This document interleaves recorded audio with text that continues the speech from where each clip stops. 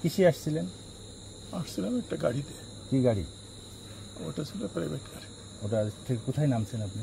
নামছিলাম আমরা মহেশপুর নাকি কোন জায়গায় তো চিনি না।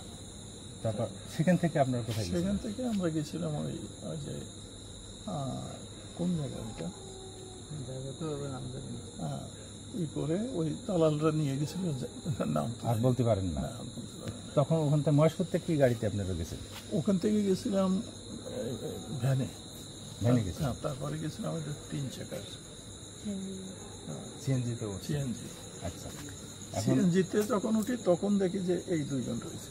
আপনাকে তো আমি টেলিভিশনে দেখছি আপনার বক্তৃতা দিতে, আপনি একজন সংসদ সদস্য, তবে আপনি আপনার পরিচয় লুকাইছেন কেন? আপনি তো অন্য পরিচয় দিয়েছেন, মাস্টার পরিচয় দিয়েছেন কেন? না, আমি প্রথমে বলছি আমি কি করতেন, আমি শিক্ষকতা করতাম। তারপরে আমি বলছি, আমি নিজেই বলছি যে আমি না, আপনি প্রথমে তো স্বীকার করেন নাই যে আপনি না ওখানে সংসদ সদস্য। না, ওখানে আমি তো অত কথা বলার সুযোগ পাইনি, এখানে এসে তো সব বলছি। তারপরে আপনি আমাদেরকে বলছেন যে আমি এখানে একটা আত্মীয় বাড়ি বেড়াতে আসছি, আমি ইন্ডিয়া যাচ্ছি না, কথা বলছেন। ভ্যানের পরে বলছেন না আমাকে?